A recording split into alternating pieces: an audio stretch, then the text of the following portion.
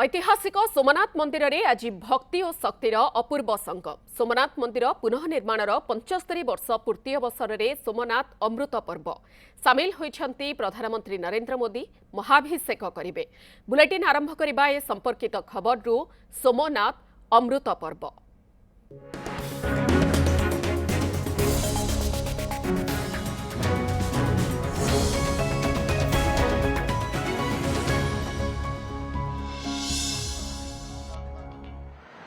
निजे से अतिथि है तार लोकार्पण करते आज 2026 रे आम यही ऐतिहासिक घटनार 75 वर्ष पूर्ति बा प्लाटिनम जुबली आज ये भारत वर्ष आज पालन करुच्ची सारा भारत वर्ष रे से दिन प्रथम आक्रमण 1026 रे प्रथम आक्रमण होता एवं आज 2026 रे आम एक स्वाधीनता परवर्ती पर्यायर जिते बेले पुनर्निर्माण कले सोमनाथ मंदिर तार 75 वर्ष पालन अवसर में आज आम समस्ते आज सौभाग्यक्रमे आज समस्ते आम एकत्रित होइछु किंतु आमको इतिहास को आमको मन रखापी पड़ो। आज आम सोमनाथ मंदिर निर्माण 75 वर्ष पूर्ति आम निश्चित भाव में आज आम पालन करुछु किंतु मंदिर ताहार प्रथम लोकार्पण उत्सव को तत्कालीन प्रधानमंत्री पंडित जवाहरलाल नेहरू एक प्रकार निजे को बॉयकॉट कर देथिले सेटिकी न जीवा पाई एवं सही बड़ी भाव में प्रथम राष्ट्रपति राजेंद्र प्रसाद भी यही उत्सव को न जीवा पाई से निजे निजे को निवेदन करथिले किंतु आज यशस्वी प्रधानमंत्री माननीय नरेंद्र मोदी जी देशर शासन मुख्य भाव में यही उत्सव को आज से पौरोहित्य करुछंती एभली एक अवसर रे मोदी जी ये नुआ भारत जो भारत रे प्रत्येक भारतीय निज परिचय को लेकर गर्व आज करुछंती आज यही सोमनाथ स्वाभिमान पर्व सोमनाथ स्वाभिमान पर्व देशर अनेक मंदिर रे आज भारत वर्ष रे प्रत्येक कोण अनुकोण रे प्रत्येक राज्य रे प्रत्येक जिला रे जो शैव पीठ अच्छी से अंचल पालित हो आम ओडिशा रे यही लिंगराज मंदिर सहित अनेक शैव पीठ यार ये उत्सव को आज पालन कर चंद्रशेखर मंदिर कपिलास ढेंकानाल रे धवलेश्वर मंदिर कटक रे बाणेश्वर मंदिर बालेश्वर रे विमलेश्वर मंदिर हुमा संबलपुर रे गुप्तेश्वर मंदिर कोरापुट रे हरिशंकर मंदिर बलांगीर रे लड़ुबाबा मंदिर शरणकूल नयागढ़ रे आखंडलमणि मंदिर आरेडी भद्रक रे नीलकंठेश्वर मंदिर महाकालपड़ा केन्द्रापड़ा रे बाटेश्वर मंदिर गंजाम रे झाड़ेश्वर मंदिर झारसुगुड़ा एवं रामेश्वर मंदिर बौद्ध यही भली भाव में आज प्रत्येक जगार ये ओडिशा रे एवं भारत वर्ष रे मध्य आज प्रत्येक शैव पीठ आज उत्सव भाव में पालन करा जाउछि। भारतीय संस्कृति सभ्यता और ऐतिह्य सहित जनसाधारण को जोड़िया यह एक अनन्य उत्सव आ निश्चित भाव में आज दिन में आमको एक कथा स्पष्ट भाव में आगामी दिन में पुणी आम स्मृति आम मन में यह लिपिबद्ध हो भारतीय परंपरा को अक्षय एवं अजय करने मोदी जी ये मंत्र आम पाखे आज पहुंची पारी विकास भी आउ विरासत भी विकास भी आउ विरासत भी आम केवल आईटी पार्क कि रास्ता घाट चाहूना ता सहित आम चाहूँ आमर राम मंदिर आम चाहूँ काशी विश्वनाथ कॉरिडोर एवं सोमनाथ मंदिर निजर पूर्व गौरव फेरी आसू आम निज पूर्व गौरव फेरी आसू सोमनाथ समुद्र मध्य को लंबी थिबा से बाणस्तंभ जो मैंने आम जा निश्चित भाव में प्रत्यक्ष भाव में आम देखी यही बाणस्तंभ भली भारत ख्याति आज विश्वव्यापी आज प्रसारित करुच्ची भारतीय आत्मार अजय हुंकार होमर सोमनाथ स्वाभिमान आज ये एक नूतन भारत कथा कहूँ ସେତେବେଳେ ଆମର ଯଶସ୍ୱୀ ପ୍ରଧାନମନ୍ତ୍ରୀ ମାନନୀୟ ନରେନ୍ଦ୍ର ମୋଦିଜୀଙ୍କର ଏ ଅବଦାନ ଆଜି ନିଶ୍ଚିତ ଭାବରେ ଆମେ ଯଦି ଦେଖିବା ତାହେଲେ ତାଙ୍କର ଅବଦାନ ଭାରତ ବର୍ଷ ପାଇଁ ପ୍ରତ୍ୟେକ ଅଞ୍ଚଳ ପାଇଁ ଅତୁଳନୀୟ। ସୋମନାଥ ମନ୍ଦିର ଟ୍ରଷ୍ଟ ଅଧ୍ୟକ୍ଷ ଭାବରେ ସେ ମନ୍ଦିରର ଆଧୁନିକକରଣ ଏବଂ ସୌନ୍ଦର୍ଯ୍ୟକରଣକୁ ନୂଆ ଶିଖରକୁ ଆଜି ନେଇଯାଇଛନ୍ତି ଏବଂ ମୋଦିଜୀ ଭାରତୀୟ ସଭ୍ୟତାର, ଭାରତୀୟ ସଂସ୍କୃତିର ଏବଂ ଭାରତୀୟ ଆଧ୍ୟାତ୍ମିକତାର ଏହି ଜୟଯାତ୍ରାକୁ ଏକ ନୂଆ ଶିଖରକୁ ପହଞ୍ଚାଇ ନେବା ପାଇଁ ସେ ଅଭିଯାନ ମଧ୍ୟ ଜାରି ରଖିଛନ୍ତି ଏବଂ ନିଶ୍ଚିତ ଭାବରେ ଏହି ଅଭିଯାନ ସଫଳ ହେବ। କାଶୀ ବିଶ୍ୱନାଥ କରିଡର ସ୍ଥାପନ, ଅଯୋଧ୍ୟାରେ ପ୍ରଭୁ ଶ୍ରୀରାମଙ୍କର ଜନ୍ମସ୍ଥାନରେ ଭବ୍ୟ ମନ୍ଦିର ନିର୍ମାଣ ଆଦି ପଦକ୍ଷେପର ଜରିଆରେ ସେ ଭାରତୀୟ ସଭ୍ୟତାର ଆତ୍ମାକୁ ପୁନର୍ଜାଗ୍ରତ କରିବା ପାଇଁ ପ୍ରୟାସ କରିକରି ଆଜି ସଫଳ ନେତୃତ୍ୱ ଦେବା ସହିତ ଆଜି ସମସ୍ତ ସନାତନୀମାନଙ୍କୁ ଏକ ବିଶ୍ୱାସର ପ୍ରତୀକ ହିସାବରେ ଆଜି ପ୍ରତୀୟମାନ କରାଇ ପାରିଛନ୍ତି। ମୋର ପ୍ରିୟ ଭାଇ ଓ ଭଉଣୀମାନେ, ସୋମନାଥଙ୍କର ଇତିହାସ ଆମକୁ ଗୋଟାଏ କଥା ଶିଖାଏ, ତାହା ହେଉଛି ଧୈର୍ଯ୍ୟ ଏବଂ ଆତ୍ମସମ୍ମାନ। ଯେମିତି ସୋମନାଥ ମନ୍ଦିର ବାରମ୍ବାର ଆକ୍ରମଣ ସତ୍ତ୍ୱେ ଆଜି ସଗର୍ବରେ ଶିର ଉତ୍ତୋଳନ କରି ଛିଡ଼ା ହେଇଛି, ଆମ ଓଡ଼ିଶା ମଧ୍ୟ ସେମିତି ନିଜର ସଂସ୍କୃତି, ପରମ୍ପରା ଏବଂ ଅସ୍ମିତାକୁ ନେଇ ଆଗକୁ ଆମକୁ ବଢ଼ିବା ପାଇଁ ପଡ଼ିବ। ଲିଙ୍ଗରାଜ ଭୂମିରେ ମୁଁ ଆଜି ସୋମନାଥଙ୍କୁ ଏଇଠୁ ମୁଁ ଆଜି ପ୍ରଣାମ କରୁଛି, ଆଜି ମୁଁ ଏଇଠୁ ପ୍ରଣାମ କରୁଛି। ଏ ନିଶ୍ଚିତ ଭାବରେ ଆଜି ଭାରତର ଆଧ୍ୟାତ୍ମିକ ଆକାଶରେ ଏକ ନୂତନ ସୂର୍ଯ୍ୟୋଦୟ ଆଜି ହେଇପାରିଛି। ଆପଣମାନେ ଜାଣନ୍ତି, ଆମ ସରକାର ଓଡ଼ିଶାର ପ୍ରମୁଖ ମନ୍ଦିର ଗୁଡ଼ିକର ରୂପାନ୍ତରଣ କରିବା ପାଇଁ, ସୌନ୍ଦର୍ଯ୍ୟକରଣ କରିବା ପାଇଁ, ପୁନରୁଦ୍ଧାର କରିବା ପାଇଁ ଦୃଢ଼ ସଂକଳ୍ପବଦ୍ଧ ଅଛନ୍ତି ଏବଂ ତାକୁ ମଧ୍ୟ ଆଜି ପୁରା କରିବା ପାଇଁ କାମ ମଧ୍ୟ ଆରମ୍ଭ କରିଛନ୍ତି। ପୁରୀ ଶ୍ରୀମନ୍ଦିରର ଶୃଙ୍ଖଳିତ ନୀତି, ଧାଡ଼ି ଦର୍ଶନ ଓ ସୌନ୍ଦର୍ଯ୍ୟକରଣ ଠାରୁ ଆରମ୍ଭ କରି ଭୁବନେଶ୍ୱରର ଏକାମ୍ର କ୍ଷେତ୍ରର ସୌନ୍ଦର୍ଯ୍ୟକରଣ ପର୍ଯ୍ୟନ୍ତ ଆମେ ବିଶ୍ୱସ୍ତରୀୟ ଭିତ୍ତିଭୂମି ଆଜି ପ୍ରସ୍ତୁତ କରିବା ପାଇଁ ଯାଉଛନ୍ତି। ସୋମନାଥ ମନ୍ଦିର ଯେମିତି ସର୍ଦ୍ଦାର ପଟେଲଙ୍କର ସ୍ୱପ୍ନ ଥିଲା, ଓଡ଼ିଶାର ପ୍ରତିଟି ପ୍ରାଚୀନ ଶୈବପୀଠ ଏବଂ ଶକ୍ତିପୀଠର ବିକାଶ ହେଉଛି ଆଉ ତାହା ମଧ୍ୟ ହେଉଛି ଆମର ପ୍ରକୃତରେ ଦାୟିତ୍ୱ। ଆମେ କେବଳ ପଥରରେ ନିର୍ମାଣ କରୁନାହୁଁ, ବରଂ ଶ୍ରଦ୍ଧାଳୁମାନଙ୍କର ପାଇଁ ଏକ ଆଧ୍ୟାତ୍ମିକ ପରିବେଶ ସୃଷ୍ଟି କରିକରି ସନାତନୀ ଆସ୍ଥା ଭଜନ କରିବା ପାଇଁ ପ୍ରୟାସ ଜାରି ରଖିଛୁ। 330 କୋଟି ଟଙ୍କା ବିନିଯୋଗରେ ଏକାମ୍ର କ୍ଷେତ୍ରର ବିକାଶ ପାଇଁ ପଦକ୍ଷେପ ଆମ ସରକାରଙ୍କ ତରଫରୁ ନିଆଯାଉଛି।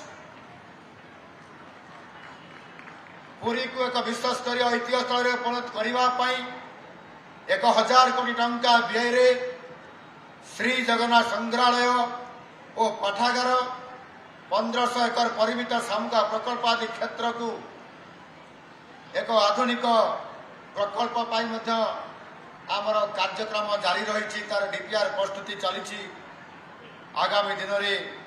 ନିଶ୍ଚିତ ଭାବରେ ତାହା ଏକ ବିଶ୍ୱସ୍ତରୀୟ ଆଧ୍ୟାତ୍ମିକ ସ୍ଥଳ ସହିତ ମଧ୍ୟ ଏକ ପର୍ଯ୍ୟଟନ କ୍ଷେତ୍ରର ମାନ୍ୟତା ପାଇ ସାରା ବିଶ୍ୱ ଦରବାରକୁ ସନାତନୀର ପ୍ରତୀୟମାନ ଦୃଶ୍ୟ ଆପଣମାନଙ୍କ ଦ୍ୱାରା ପ୍ରତୀୟମାନ ହେବ। ଶ୍ରୀ ଜଗନ୍ନାଥ ଦର୍ଶନ ଯୋଜନାରେ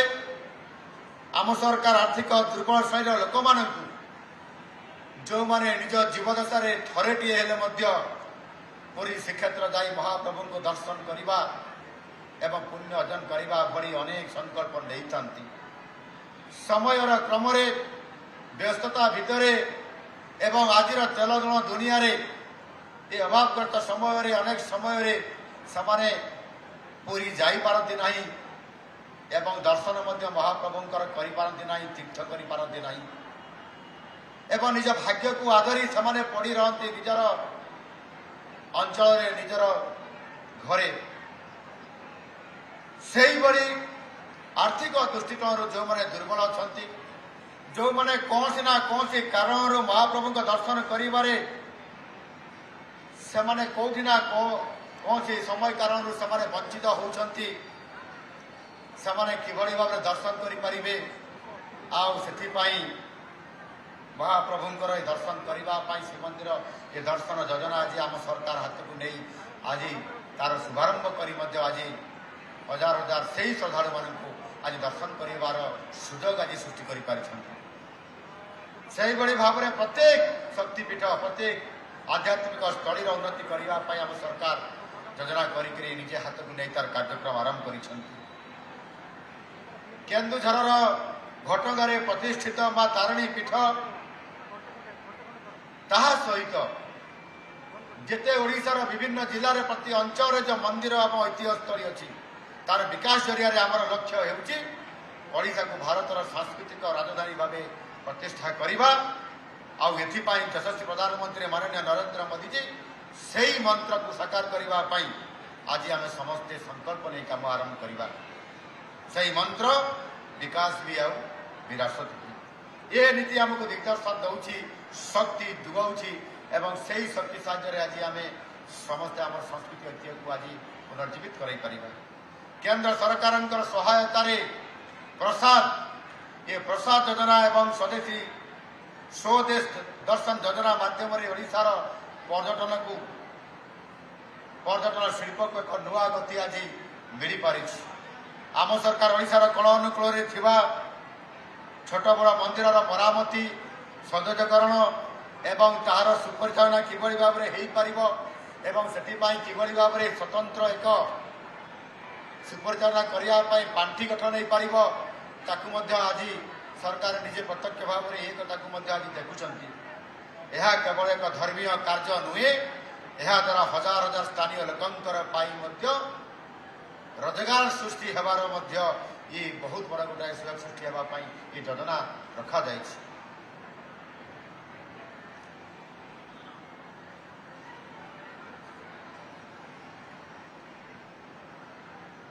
विकासर अर्थ होउछि शेष धाड़ी में व्यक्ति पाखरे सुविधा पहुंचवा आम सरकार शिक्षा स्वास्थ्य एवं कृषि क्षेत्र में क्षिप्र परिवर्तन आज आणुंट मागणा स्वास्थ्य सेवा ठार आरंभ कर महिला सशक्तिकरण पर्यंत ओडिशा आज देश में एक मॉडल भाव उभा होगापी जाऊँगी आमर जनजाति भाई भाई मानकर संस्कृति को सुरक्षा देवा सहित सेमानकर किभली भाव में आर्थिक उन्नति आसीबो सेथिपाई मध्य एवं समानक समाज मुख्य क्षेत्र में सामिल करवा ये काम को आज स्वतंत्र भाव आज आम दृष्टि देवा सहित एक विकास स्वतंत्र विकास परिषद मान गठन करी आम फोकस करुँ समनाथ जमी विपत्ति समय धैर्य धरवार शिक्षा दिए आम सरकार सेमती सबू बाधा विघ्न को एड़ाई ओडिशा को एक समृद्धिशाली समृद्ध ओडिशा रे पहुंच करिवार एक नुआ ओडिशा रे पहुंच करिवार ही आम सरकार आज प्रतिश्रुतिबद्ध मुझे अल्प दिन तले गुजरात जाइली गत 5 तारीख रु 7 तारीख पर्यंत 3 दिन सेठारे गुजरात पर्यटन विभाग सहयोग जाइली केवड़िया बा एकता नगर जोटी सरदार पटेलंकर अच्छी स्टाच्यू ऑफ यूनिटी ये स्टाच्यू ऑफ यूनिटी बाबद में आम समस्ते अवगत अच्छा एवं से माननीय यशस्वी प्रधानमंत्री से भारतीय जनता पार्टी से जो आह्वान देते एवं से आह्वान आम सामिल होती सरदार वल्लभ भाई पटेलंकर स्टाच्यू ऑफ यूनिटी आम समस्ते गोटे गोटे लौह मानव हिसाब से आम समस्ते गोटे गोटे लुहा आम निज गाँव निज घर निज अंचल आम से पठे आम रास्तार प्रतीक हिसाब से एवं जे लौह मानव भारत वर्ष को स्वाधीनता परवर्ती पर्याय 565 रु अधिक गणजात राज्य को मिश्रण करिबारे समर्थ हो पारिथिले एवं संपूर्ण भाव में ये भारत वर्ष को एकता सूत्र में बांधि रखिबार कार्य तुले स्टैच्यू ऑफ यूनिटी एक भारत श्रेष्ठ भारत ये प्रदर्शन करिबारे तार श्रेष्ठता आने जो स्टैच्यू ऑफ यूनिटी परिदर्शन कर सुजोग मत मिलला मु केवल दर्शन करने जाई नथिली ता सहित मध्य संपूर्ण भाव में मो सरकारी टीम जाइए 3टी जिलार जिलापाल मैंने जाइए संस्कृति विभाग पर्यटन विभाग सचिव मैंने पठा जाइथिला ताको देखिबे एवं से ज्ञान प्राप्त हेबे एवं से जो प्रोजेक्ट है से प्रोजेक्ट को কিভাবে ভাবে আম ওড়িশার আগামী দিନରେ କାର୍ଯ୍ୟକାରୀ କରାଯିବା ପାଇଁ ସେଥିପାଇଁ ସ୍ୱତନ୍ତ୍ରତା ଦେବା ପାଇଁ ତାଙ୍କୁ ମଧ୍ୟ ସେଠି ପଠାଯାଇଥିଲା। ସେହି କେବଡ଼ିଆ ଏକତା ନଗରର ସେହି ପ୍ରାକୃତିକ ସୌନ୍ଦର୍ଯ୍ୟ ଏବଂ ଆଧୁନିକ ଭିତ୍ତିଭୂମି ସହିତ ସଂସ୍କୃତି ସହିତ ଆଧ୍ୟାତ୍ମିକତାର ସମନ୍ୱୟର ଏକ ଅନନ୍ୟ ପର୍ଯ୍ୟଟନ ବିକାଶ କେମିତି କରାଯାଇପାରିବ ଆଉ ତାହା ଯିଏ ଦେଖିଥିବ ସେହି ଜାଣିପାରିବ। ଆଉ ଆଜିର ଦିନରେ କିଭଳି ଭାବରେ ସେଠି ପ୍ରାକୃତିକ ସୌନ୍ଦର୍ଯ୍ୟ ସହିତ ଅନନ୍ୟ ପର୍ଯ୍ୟଟନ ପ୍ରକଳ୍ପ ତାକୁ ଯେଭଳି ଭାବରେ ବିକାଶ କରାଯାଇଛି, ଓଡ଼ିଶାରେ ମଧ୍ୟ ଏହିଭଳି ଅନେକ ସମନ୍ୱିତ ପର୍ଯ୍ୟଟନ ଶିଳ୍ପର ପ୍ରକଳ୍ପର କାର୍ଯ୍ୟକ୍ରମ ମଧ୍ୟ ଆମେ ନିଶ୍ଚିତ ଭାବରେ ନେଇପାରିବା। ଆଉ ସେଥିପାଇଁ ପୁରା ଟିମ୍ ଯାଇକି ଦେଖିକି ମଧ୍ୟ ଆସିଛନ୍ତି। ମାନନୀୟ ମୋଦିଜୀଙ୍କ ସାଂସ୍କୃତିକ ପୁନର୍ଜାଗରଣ କେବଳ କିଛି ମନ୍ଦିର ତୋଳିବା କି ସୌନ୍ଦର୍ଯ୍ୟକରଣରେ ମଧ୍ୟ ସୀମିତ ନୁହେଁ, ଏହା ସ୍ଥାନୀୟ ଅର୍ଥନୀତିକୁ ବି ସୁଦୃଢ଼ କରିପାରିଛି। ଆସିବା ଆଗମନ ହେବା ବୃଦ୍ଧି ପାଇଛି, ଯାହାଫଳରେ ରାଜ୍ୟ ଅର୍ଥନୀତିକୁ ମଧ୍ୟ ସେ ଅଞ୍ଚଳରେ କ୍ରମାଗତ ଭାବରେ ବଢ଼ି ଚାଲିଛି। ଆଉ ଆଜି ଆମେ ଏକ ନୂତନ ଅରେଞ୍ଜ ଇକୋନୋମି ବିଶେଷ ଭାବେ ଧର୍ମୀୟ ସାଂସ୍କୃତିକ ଆଧାରିତ ଅର୍ଥନୀତିକୁ ପ୍ରୋତ୍ସାହିତ ଆଜି ଆମେ ଦେଉଛନ୍ତି। ଆଉ ଆଗାମୀ ଦିନରେ ଓଡ଼ିଶା ପର୍ଯ୍ୟଟକଙ୍କର ପାଇଁ ଦେଶର ଏକ ପ୍ରମୁଖ ଧର୍ମୀୟ ସାଂସ୍କୃତିକ ରାଜ୍ୟ ଭାବେ ଉଭା ହେବାକୁ ମଧ୍ୟ ଏହା ଯାଉଛି। ଆଜିର ଏହି ଅବସରରେ କେବଳ ସୋମନାଥଜୀଙ୍କର ଅତୀତକୁ ସ୍ମରଣ କରିବାରେ କେବଳ କାର୍ଯ୍ୟକ୍ରମ ନୁହେଁ, ଆମକୁ ଆହ୍ୱାନ ଦେଉଛି, ଆଗାମୀ ଦିନରେ ଆମକୁ ପଥ ପରିଷ୍କାର କରିଦେଉଛି ଯେ ସେହି ଅତୀତକୁ ସ୍ମରଣ କରିବା ସହିତ ଏହି ଧରାହରକୁ ରକ୍ଷା କରିବା ସହିତ ଭାରତୀୟ ସନାତନୀ ପରମ୍ପରାକୁ ଜନମାନସରେ ପ୍ରଚାର କରିବା ଏବଂ ତା ସହିତ ମଧ୍ୟ ଆମେ ଧୀରେ ଧୀରେ ଆମର ଓଡ଼ିଶାକୁ ମଧ୍ୟ ଏକ ନୂଆ ଓଡ଼ିଶାର ରୂପରେ, ସମୃଦ୍ଧ ଓଡ଼ିଶା ରୂପରେ, ବିକଶିତ ଓଡ଼ିଶା ଆଡ଼କୁ ଆମେ ନେଇ ଆଗକୁ ବଢ଼ିବା। ଆଜିର ଏହି ପବିତ୍ର ଅବସରରେ ମୁଁ 140 କୋଟି ଭାରତୀୟ ଏବଂ 4.5 କୋଟି ଓଡ଼ିଆଙ୍କୁ ଆହ୍ୱାନ ଦେଉଛି, ଆସନ୍ତୁ ଆମେ ଆମର ମାଟିକୁ ନ ଭୁଲି ଆମେ ତା ସହିତ ମଧ୍ୟ ଆମେ ଆକାଶକୁ ଛୁଇଁବା। ସର୍ଦ୍ଦାର ପଟେଲଙ୍କର ସାହସ ଏବଂ ମୋଦିଜୀଙ୍କର ଦୂରଦୃଷ୍ଟିକୁ ପାଥେୟ କରି ଆମେ ସମୃଦ୍ଧ ଓଡ଼ିଶା ଏବଂ ବିକଶିତ ଭାରତର ଗଠନରେ ଆଜି ଆମେ ସମସ୍ତେ ଲାଗିଛନ୍ତି। ଆଉ ସେଥିପାଇଁ ଯେତେବେଳେ ମୋଦିଜୀ ଆସିକି ଏଠି ଆହ୍ୱାନ ଦେଇଥିଲେ ଡବଲ ଇଞ୍ଜିନ୍ ମୋତେ ସରକାର ଦିଅ, ମୁଁ ଆପଣମାନଙ୍କୁ ବିକାଶ ଆପଣଙ୍କୁ ସେଇଭଳି ଭାବରେ ଦ୍ୱିଗୁଣିତ କରିବି। ସମୟ ଆଜି ପରିବର୍ତ୍ତନ ହେଇଛି, ଏ ସମୟର ପରିବର୍ତ୍ତନରେ ଆପଣମାନେ ଶାସନର ପରିବର୍ତ୍ତନ ଆଣିଛନ୍ତି। ଆଜି ମୁଁ କହୁଥିବା ସରକାରକୁ ଆଜି ବଦଳି ଆପଣମାନେ ଆମ ସରକାରକୁ ଆଜି ଆପଣମାନେ ଏଠି ସ୍ୱତନ୍ତ୍ରତା ଦେଇଛନ୍ତି ଏବଂ ଆଣିପାରିଛନ୍ତି। ଏହିଭଳି ଏବଂ ଅବସରରେ ଆଜି ନିଶ୍ଚିତ ଭାବରେ ଆମେ ଓଡ଼ିଶାକୁ ନୂଆ ଓଡ଼ିଶା ଗଠନ କରିବାରେ ଡବଲ ଇଞ୍ଜିନ୍ ସରକାରରେ ମାନନୀୟ ଯଶସ୍ୱୀ ପ୍ରଧାନମନ୍ତ୍ରୀ ନରେନ୍ଦ୍ର ମୋଦିଜୀଙ୍କର ସଂକଳ୍ପରେ, ଦିଗ୍ଦର୍ଶନରେ ଏବଂ ପୂର୍ବୋଦୟର ପରିକଳ୍ପନାରେ ସେ ଯେଭଳି ଭାବରେ ଆଜି ଭାରତର ଏ ପୂର୍ବକୁ ଗୁରୁତ୍ୱ ଦେଇଛନ୍ତି, ଅର୍ଥାତ୍ ଆମକୁ ଆମ ଓଡ଼ିଶାକୁ ଗୁରୁତ୍ୱ ପ୍ରଦାନ କରିଛନ୍ତି ଏବଂ ଡବଲ ଇଞ୍ଜିନ୍ ସରକାରରେ ଆଜି କେନ୍ଦ୍ର ରାଜ୍ୟର ସହଯୋଗରେ ଆଜି ଧୀରେ ଧୀରେ ସମୃଦ୍ଧ ଓଡ଼ିଶା ଆଡ଼କୁ ଓଡ଼ିଶା ଆଜି ଦିପାଦ ଆଗକୁ ବଢ଼ି ଚାଲିଛି। ଆପଣମାନଙ୍କର ସଦିଚ୍ଛାରେ ପରାମର୍ଶରେ ଆଜି ଆମେ ଆମ ବଜେଟ୍ରେ ଆମେ ନିଶ୍ଚିତ ଭାବରେ ଐତିହ୍ୟକୁ, ସଂସ୍କୃତିକୁ କିଭଳି ଭାବରେ ପ୍ରାଧାନ୍ୟ ଦେବା, ଭିତ୍ତିଭୂମିକୁ କିଭଳି ଭାବରେ ସାମ୍ନାକୁ ଆଣିବା ଏବଂ ସର୍ବୋପରି ସମୃଦ୍ଧ ଓଡ଼ିଶାକୁ ସ୍ୱତନ୍ତ୍ରତା ଦେବା ପାଇଁ ଆମେ ଭିତ୍ତିଭୂମିକୁ ପ୍ରାଧାନ୍ୟ ଦେଇଛୁ ଏବଂ ମାନନୀୟ ମୋଦିଜୀଙ୍କର ଯେଉଁ ସଂକଳ୍ପ ଯେ 2047 ସୁଦ୍ଧା ଆମେ ଭାରତ ବର୍ଷକୁ ବିକଶିତ ଭାରତରେ ପରିଣତ କରିବା ଏବଂ ଭାରତ ବନିବ ବିଶ୍ୱଗୁରୁ, ଏଭଳି ଏକ ଲମ୍ବା ଚ୍ୟାଲେଞ୍ଜକୁ ଆମକୁ ପାର କରିବା ପାଇଁ ମୋଦିଜୀଙ୍କର ସେହି ଆହ୍ୱାନକୁ ଏବଂ ସଂକଳ୍ପକୁ ପୁରା କରିବା ପାଇଁ ଆମ ସମସ୍ତଙ୍କୁ ଏକ ଟିମ୍ ଓଡ଼ିଶା ହିସାବରେ କାମ କରିବା ପାଇଁ ପଡ଼ିବ। କେବଳ ସରକାର ଏକା କାମ କଲେ ହେବ ନାହିଁ, ସେଥିପାଇଁ ସରକାରଙ୍କ ସହିତ ଆପଣମାନଙ୍କୁ ସମସ୍ତଙ୍କୁ ଏଥିରେ ଭାଗିଦାରୀ ହେବା ପାଇଁ ପଡ଼ିବ। ଆମକୁ ଏକ ହେଇକରି କାମ କରିବା ପାଇଁ ପଡ଼ିବ ଏବଂ ସେଥିରେ ଦଳ, ମତ, ଜାତି, ଧର୍ମ, ବର୍ଣ୍ଣ ନିର୍ବିଶେଷରେ ସମସ୍ତେ ଯେତେବେଳେ ଆମେ ଏକ ହେଇକରି କାମ କରିବା ଟିମ୍ ଓଡ଼ିଶା ହିସାବରେ, ଯେମିତି ମୋଦିଜୀ ଟିମ୍ ଇଣ୍ଡିଆ ନେତୃତ୍ୱରେ ଆଜି ଭାରତ ବର୍ଷକୁ ଆଜି ବିକାଶର ଶିଖରକୁ ନେବା ପାଇଁ ଚାହୁଁଛନ୍ତି, ବିକଶିତ ଭାରତ କରିବା ପାଇଁ ଚାହୁଁଛନ୍ତି, ଆଉ ସେଥିରେ ଓଡ଼ିଶା ପଛରେ ରହିବ ନାହିଁ, ସର୍ବାଗ୍ରେ ରହିବା ପାଇଁ ଆଜି ଆମକୁ ସବୁ ପ୍ରକାରର ସେ ଶକ୍ତି ଆଜି ମହାପ୍ରଭୁ ଜଗନ୍ନାଥ ଏବଂ ହର ହର ମହାଦେବ ପ୍ରଭୁ ଲିଙ୍ଗରାଜ ଆଜି ଆମକୁ ଏ ପ୍ରକାରର ଆମକୁ ଆଶୀର୍ବାଦ ଆଜି ଆମକୁ ଦେଇ ଚାଲିଛନ୍ତି। एणु मुझे आपण समस्त कहबी जो मोदीजी स्वप्न देखी से समाज चारि वर्ग को गुरुत्व आरोप कर समाज से चारि वर्ग होती गरीब महिला युववर्ग और कृषक ये चारि वर्ग से समाज मुख्य सत्तर सामिल करने सहित से किभली भाव में आग को दिज्व सर्वोपरि समस्त आर्थिक दृष्टिकोण सामाजिक दृष्टिकोण राजनीतिक दृष्टिकोण सशक्त करने सहित आम किभली भाव में आम एक एभली राज्य ये ओडिशा को आगे नहीं पारिबा जोठी खଣି अच्छी जोठी पानी अच्छी जोठी आमर 575 किलोमीटर उपकूलवर्ती अंचल अर्थात कोस्ट लाइन अच्छी एवं जोठी जंगल अच्छी जोठी आमर मानव संबल अच्छी मैन पावर अच्छी से एक क्षेत्र में जोठी बहु दिन धरिक अवहेलित आसुला आउ से अवहेला कर